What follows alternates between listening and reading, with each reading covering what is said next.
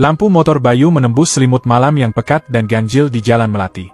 Udara terasa berat, seolah menyerap semua suara dan cahaya. Ini adalah pengiriman terakhirnya, sebuah paket kecil berbentuk kotak untuk rumah nomor 13. Biasanya, ia menyukai ketenangan rute malam, sebuah jeda dari hiruk-pikuk kota, tetapi jalan ini terasa berbeda. Udaranya diam, seolah menahan napas, dan bahkan suara jangkrik yang biasa meramaikan malam pun enggan terdengar. Jalanan aspal di bawah bannya tampak seperti sungai hitam tak berujung.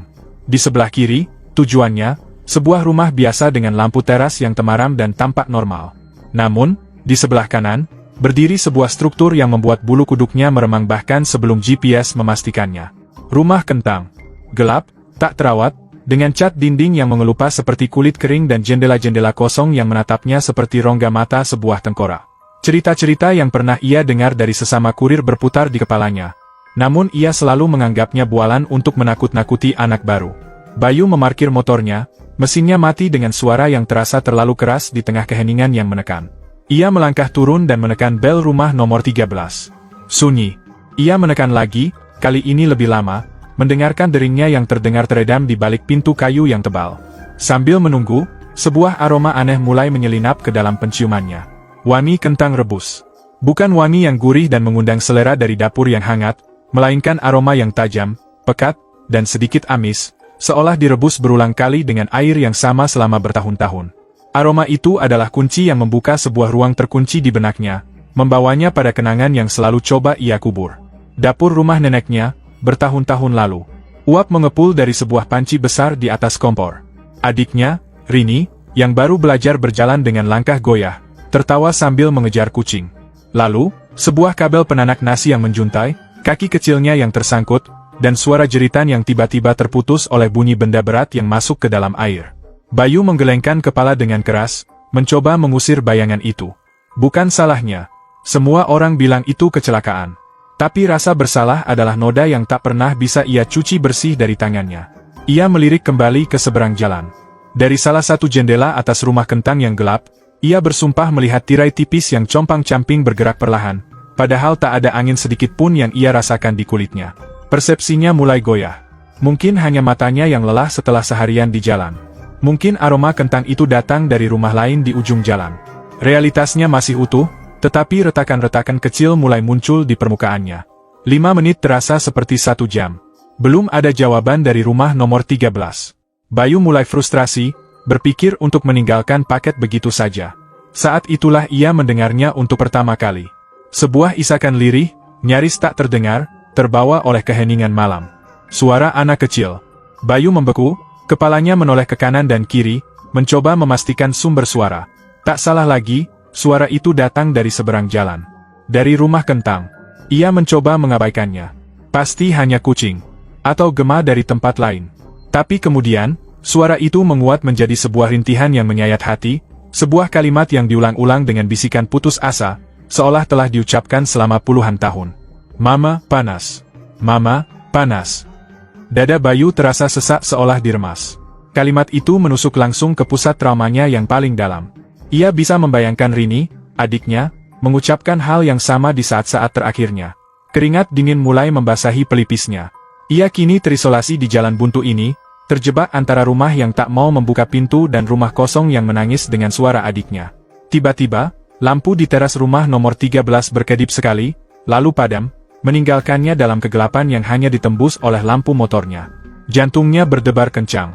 Saat keputusasaan hampir menguasainya, secercah harapan muncul. Di jendela atas rumah kentang, tempat ia melihat tirai bergerak tadi, sebuah bayangan samar terlihat. Siluet seorang wanita yang sedang membelai kaca jendela dari dalam, seolah mencari sesuatu di luar. Sebuah teori gila mulai terbentuk di benak Bayu yang dilanda panik. Arwah sang anak terjebak di sana, memanggil ibunya. Dan arwah sang ibu juga ada di sana, mencarinya dalam kesedihan abadi. Mungkin mereka hanya butuh disatukan. Mungkin, ini adalah kesempatannya untuk menebus kegagalannya di masa lalu. Didorong oleh rasa bersalah dan keyakinan yang salah, Bayu melangkah menyeberangi jalan, mendekati pagar berkarat rumah kentang. Paket di tangannya terasa dingin seperti es. Jangan takut, nak, bisiknya ke arah rumah kosong itu, suaranya bergetar. Mamamu ada di sini menunggumu. Pergilah padanya. Keheningan yang menyusul terasa berat, syarat antisipasi.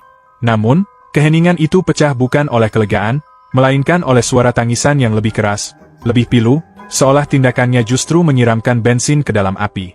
Aroma kentang rebus kini begitu menyengat hingga membuatnya mual. Tidak. Apa yang kau lakukan? Sebuah suara serak dan panik terdengar dari belakangnya. Pintu rumah nomor 13 akhirnya terbuka. Seorang wanita tua dengan wajah pucat pasi berdiri di ambang pintu, menatap Bayu dengan mata terbelalak meri. Kenapa kamu memanggilnya kemari? Kenapa kau memberinya perhatian? Pekip wanita itu, suaranya bergetar hebat. Bayu bingung. Saya hanya mencoba menenangkan arwah anak itu. Arwah itu tidak pernah ada di dalam rumah itu, potong wanita tua itu. Legenda itu adalah sangkarnya. Sebuah cerita agar orang-orang menjauh. Suara itu, ia hanya sebuah gema kelaparan yang mencari duka untuk dimakan. Ia bersemayam dimanapun ada penyesalan. Dan kau baru saja menyajikan dirimu di atas piring perak. Realitas Bayu hancur berkeping-keping. Bayangan wanita di jendela, tangisan anak itu, semua bukanlah arwah yang terjebak. Itu adalah umpan. Wanita tua itu dengan cepat merebut paket dari tangan Bayu. Ini isinya penangkal. Sesajen untuk membuatnya tetap diam di seberang sana. Seharusnya kau hanya meletakkannya di depan pintu dan pergi. Kini Bayu mengerti. Pengiriman ini adalah bagian dari sebuah ritual. Ia dipilih bukan secara acak.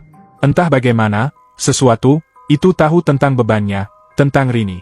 Wanita itu membanting pintunya, meninggalkan Bayu sendirian di tengah jalan. Anehnya, suasana kembali normal. Aroma kentang lenyap. Suara tamisan sirna. Keheningan malam terasa wajar lagi. Bayu menghela napas lega yang gemetar, berbalik menuju motornya. Ia hanya ingin pergi sejauh mungkin dari Jalan Melati. Saat ia menyentuh stang motornya yang dingin, sebuah bisikan terdengar. Bukan dari rumah kosong itu, bukan dari kejauhan, tetapi tepat di samping telinganya.